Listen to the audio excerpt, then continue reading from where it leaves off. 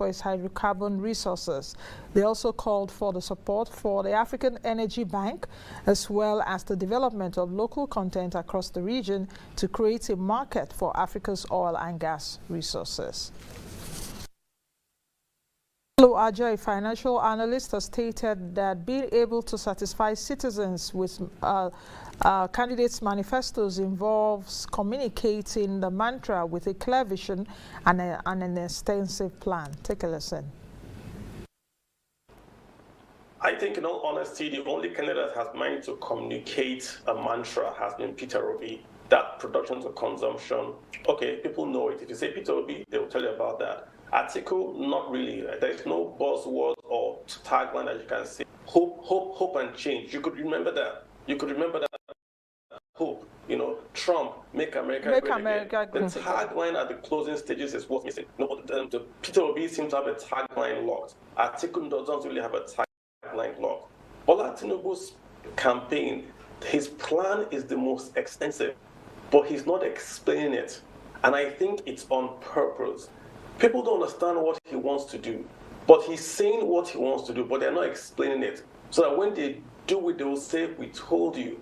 It's going to be a radical shift from what Nigerians are used to. According to the African Development Bank, Senegal and Mozambique are expected to have faster than Nigeria due to income and investment from significant natural gas investments in 2020. GDP is expected to increase by 8% in 2023, while Senegal's is expected to rise by 10.2%. African Development Bank also forecasts that the two largest economies in Africa, Nigeria and South Africa, are expected to continue to slow down continental growth this year, with growth rates of 3.1% and 1.4% respectively.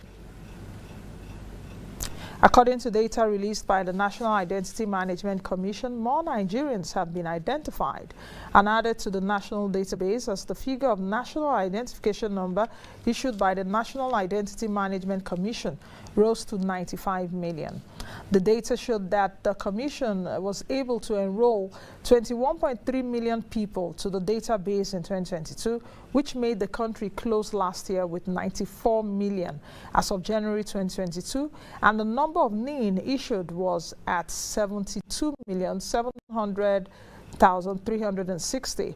However, in the first 22 days of 2023, NIMC has added around 1 million new NINs to the database, which puts the current figure at 95 million.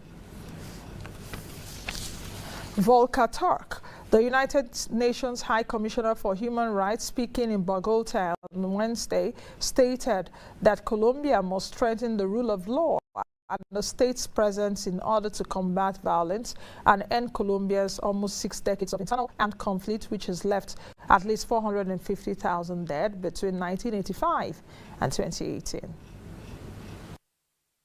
There is no doubt in my mind that the rule of law in areas that are particularly affected by violence and conflict needs to be consolidated through strengthening the presence and capacity of state civilian institutions. There need to be decisive measures, including the dismantling of non-state armed groups and criminal organizations, which are mainly responsible for much of this violence.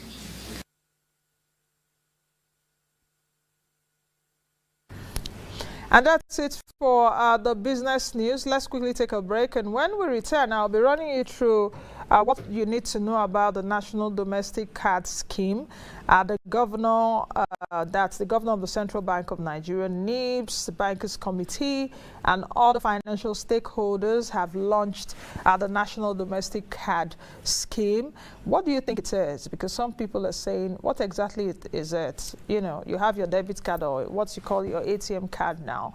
How will this change the game? I will be talking you through, I will be making you understand better what the domestic card scheme is about when we return from this break. Don't touch that dial again, and don't forget that my guest will be joining me shortly also, Dr. Hassan